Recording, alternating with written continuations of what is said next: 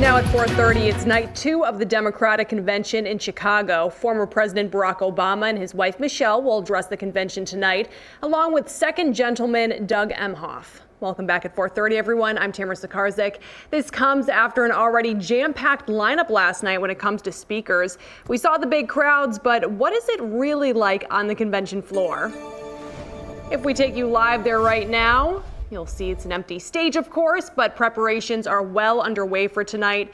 Rhode Island Congressman Seth Magaziner is also getting ready to attend tonight's festivities.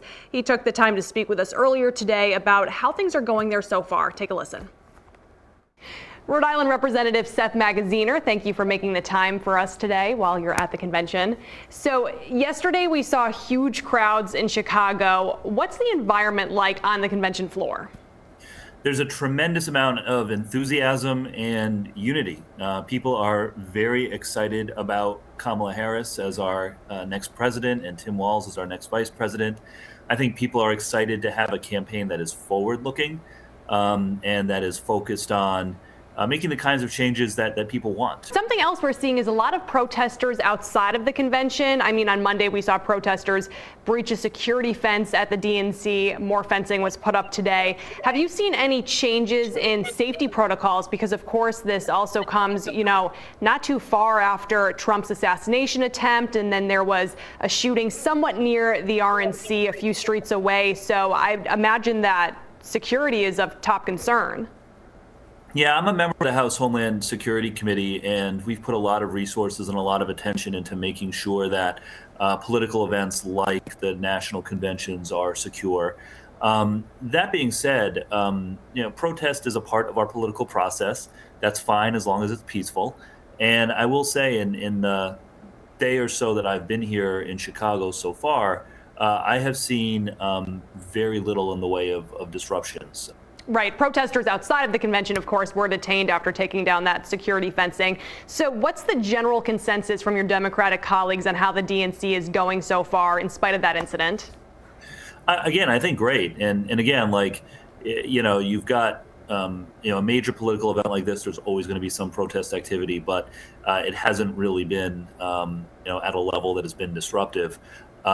Inside the convention, I think people have been very energized by the speakers that we've had so far, by the vision that has been presented.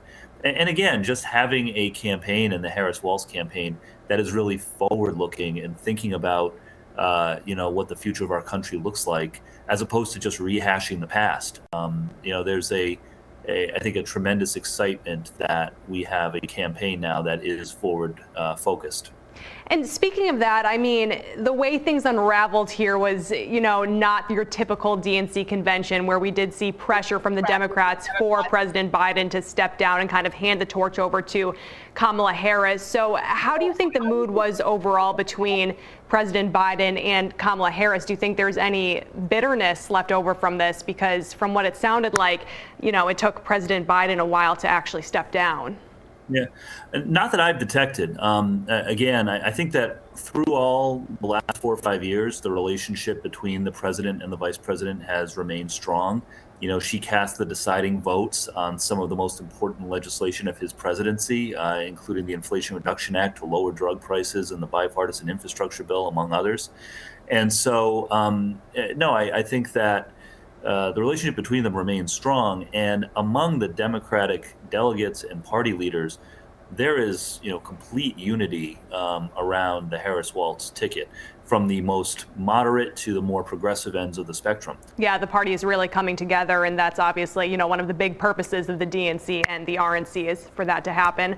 All right, well, Representative Magaziner, thank you for taking the time and joining us today for this. Thanks for having me.